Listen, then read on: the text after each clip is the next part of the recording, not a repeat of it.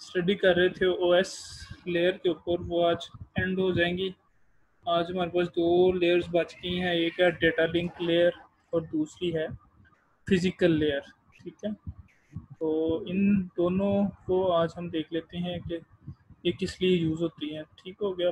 अच्छा स्टूडेंट्स, सो जो हमारी डेटा लिंक लेयर है, इसके ऊपर जो प्रोटोकॉल यूज़ होता है मेनली वो होता है ARP।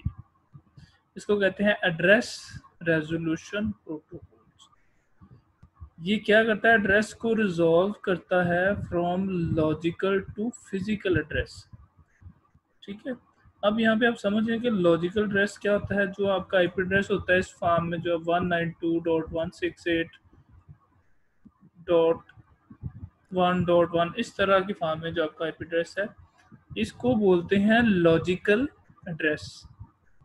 ये वाला इस फॉर्म में जो एड्रेस है आपका, इसको लॉजिकल एड्रेस बोलते हैं। उसके बाद जो आपका फिजिकल एड्रेस होता है, जिसको मैक एड्रेस बोलते हैं, MAC, इसको मीडियम एक्सेस कोड भी कह सकते हैं या मशीन एक्सेस कोड भी कहा जाता है। ये आपका जो होता है, ये फिजिकल एड्रेस होता है किसी भी सिस्टम का। ठीक है, और ये इस फॉर्म में होता है हमेशा, इसकी भी एंट्रीज होती हैं।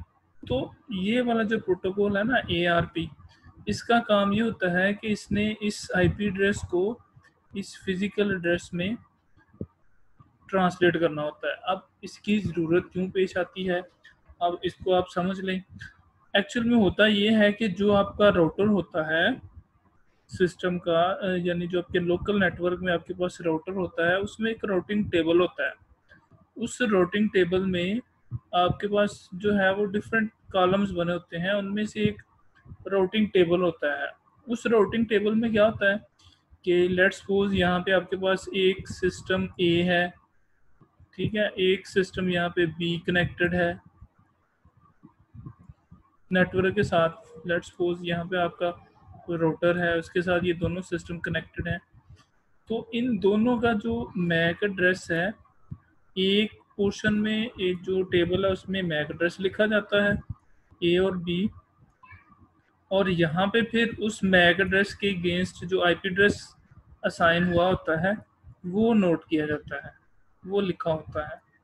ये एक्चुअल में क्या होता है कि जब आपकी एक्सटर्नल ट्रैफिक आ रही होती है नेटवर्क से, इंटरनेट से, तो वो क्या आती है, सबसे पहले आपके राउटिंग टेबल में जाती है और वहाँ पे वो हर आईपी एड्रेस के अगेंस्ट उसका मैक एड्रेस चेक करता है कि 192.168 ये इस नेटवर्क में किस सिस्टम को असाइंड है।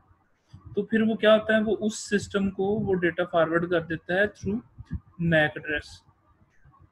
ठीक है, अब ये मैक एड्रेस फॉरवर्ड कर रहा होता है, तो इसमें अब क्या होता है, ये वाला जो प्रोसीजर है ये वोनरेबल है किसको, ARP address resolution protocol poisoning इसको बोलते हैं, ये उसके लिए वोनरेबल है। कैसे वोनरेबल है कि जो अटैकर है, फर्स्ट लेट्स सपोज एक थर्ड सिस्टम यहाँ पे आ जाता है, तो वो अटैकर क्या करेगा, वो अटैकर इस राउटिंग टेबल को एक्सेस करके, तो यहाँ पे मैक एड्रेस इस सिस्टम A का है, तो इसको लेट्स सपोज इसका जो है वो C है मैक एड्रेस, तो वो इस सिस्टम के आईपी एड्रेस को अपने मैक एड्रेस के अकॉर्डिंगली मैप कर लेता है। अब जिसकी वजह से होता क्या है कि जो ट्रैफिक उसको रिसीव हो रही है वो इस जो अटैकर है इसको जाना स्टार्ट हो जाती है। ठीक है, तो इसको कहते हैं हम कि ये वल्नरेबल होता है एड्रेस रेजोल्यूशन प्रोटोकॉल। अच्छा स्टूडेंट, अभी तो मैंने आपको इसका ओवरव्यू दिया है, एग्जाम्पल जब इसकी बाकी हैं कि एड्रेस रेजोल्यूशन प्रोटोकॉल होता क्या है, इसको देख लेते हैं।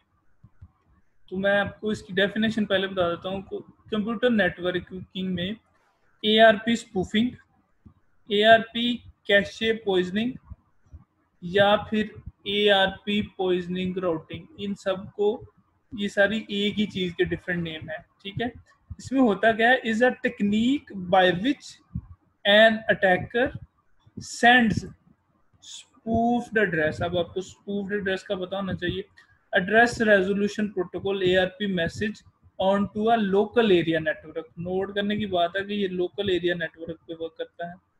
जनरली द एम क्या होता है, is to associate attacker's MAC address, जो अटैकर का मैक एड्रेस है, with the IP address of N other host such as the default gateway, जो गेटवे है, causing any traffic meant for that IP, जो actual IP है, जो उसके लिए ट्रैफिक है, to be sent to the attacker instead, यानी जो एक्चुअल सिस्टम की ट्रैफिक है वो उसको सेंड होने की बजाय जो अटैकर का एड्रेस होता है उसके ऊपर वो जाना स्टार्ट कर देती है।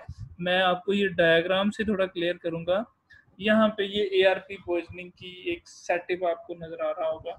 पहले तो इसको गौर से देखें, इसको समझें कि ये सेटअप में नोड्स कौन कौन सी है। सबसे पहले मैं इधर से स्टार्ट कर रहा हूँ।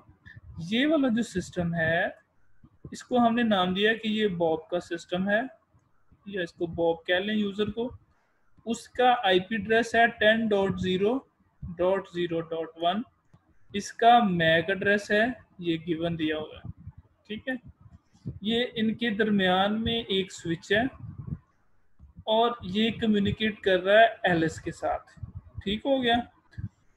एलएस का जो मैक एड्रेस है, आईपी एड्रेस है, वो है 10.0.0.7 और इसका जो मैक एड्रेस है वो ये वाला गिवन है, ठीक हो गया।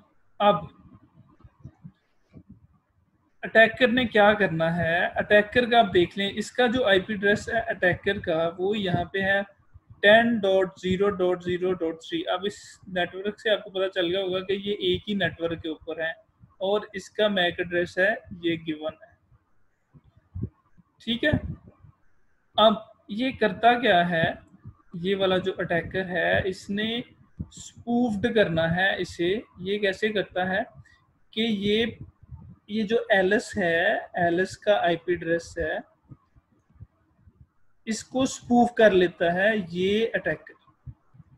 कैसे स्पूफ करता है, ये इसके राउटिंग टेबल में जाके मॉडिफिकेशंस करता है, जहां पे ये क्या कर देता है कि ये 10.0.7 जो कि एक्चुअल में आईपी एड्रेस है एलएस का, ये इसको एसोसिएट कर देता है अपने इस मैक एड्रेस के साथ।